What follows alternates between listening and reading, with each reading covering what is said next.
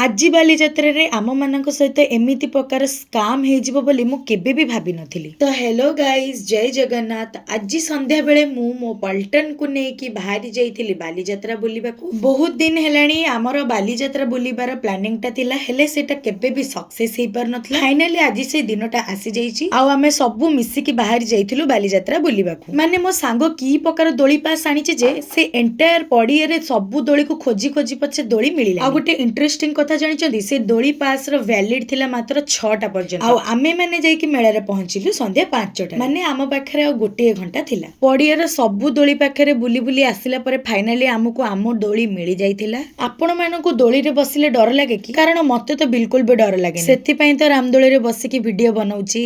Anyway, ଏଇଟା ହଉଛି ସେଇ ରାମଦୋଳି ଯିଏ ଆମକୁ ଆଜି ସାରା ପଡ଼ିଆରେ ଚକ୍କର ଘୁରେଇଛି। ଦୋଳିରେ ବସି ସାରିଲା ପରେ ଆମେ ସବୁ ମିଶିକି ପଳେଇ ଆସିଥିଲୁ ପେଟ ପୂଜା କରିବାକୁ, କାରଣ ଆମକୁ ଲାଗି ଯାଇଥିଲା ତାଗଡା ବାଲା ଭୋକ। ଖାଇସାରିଲା ପରେ ଆମେ ପଳେଇ ଆସିଥିଲୁ ଟିକେ ଫଟୋ ସୁଟ କରିବାକୁ। ମାନେ ଏଇ ଡିଜାଇନ ଟା ଦେଖିଲେ ନା ମୋର ଗୋଟିଏ କଥା ହିଁ ମନେ ପଡେ, ଯିଏ ପ୍ରଥମରୁ ଦଶମ ଯାଏଁ ପାଠ ପଢିକି ବି ଏଇ ପାଠଟାକୁ ମନେ ରଖିନି ସେମାନଙ୍କ ପାଇଁ ହିଁ ଏଇ ଡିଜାଇନ ଟା ହେଇଛି। ଫଟୋ ଉଠେଇ ସାରିକି ଆମେ ପଳେଇ ଆସିଥିଲୁ ବୋଇତ ପାଖକୁ। ତାପରେ ଆମେ ବୋଇତ ପାଖରେ ଟିକେ ଷ୍ଟାଇଲ ମାରିକି ପଳେଇ ଆସିଥିଲୁ ଇୟରିଙ୍ଗସ ଦେଖିବାକୁ। ଆଉ ସତ କହିବାକୁ ଗଲେ ଆମକୁ ୟା ଭିତରୁ ଗୋଟେ ବି ଇୟରିଙ୍ଗସ ପସନ୍ଦ ଆସିନଥିଲା। ଏତେ ବୁଲି ବୁଲି ଆମକୁ ପୁଣି ଥରେ ଲାଗି ଯାଇଥିଲା ଭୋକ, ସେଥିପାଇଁ ଆମେ ଟିକେ ମଞ୍ଚୁରିଆନ ବି ଖାଇ ଦେଇଥିଲୁ। ଖାଇକି ଫେରିଲା ବେଳେ ଆମକୁ ଦେଖା ହେଇଯାଇଥିଲେ ମହାତ୍ମା ଗାନ୍ଧୀ। ତାଙ୍କୁ ଗୋଟେ ପ୍ରଣାମ ଜଣେଇ ଦେଇକି ଆମେ ସବୁ ପଳେଇ ଆସିଥିଲୁ ଟିକେ ପପକର୍ନ ଖାଇ। କ୍ୟାମେରାକୁ ଦେଖିକି ଆମେ ସମସ୍ତେ ଟିକେ ଷ୍ଟାଇଲ ମାରିକି ଖାଇ ଦେଇଥିଲୁ ପପକର୍ନ, ଆଉ ତାକୁ ହିଁ ଖାଇ ଖାଇ ଆମେ ପଡିଆ ବାହାରକୁ ପଳେଇ ଆସିଥିଲୁ। ଘରକୁ ଫେରିଲା ବେଳେ ମୁଁ ମମି ପାଇଁ ନେଇ ଆସିଥିଲେ ଅଣ୍ଡା ସିଝା। ଆଉ ଘରକୁ ଆସିକି ଦେଖିଲି ଯେ ମୋ ଭଉଣୀ ମାଣବସା ଗୁରୁବାର ପାଇଁ ସୁନ୍ଦର ସୁନ୍ଦର ଚିତା ପକେଇ ସାରିଲେଣି। Okay, bye bye guys,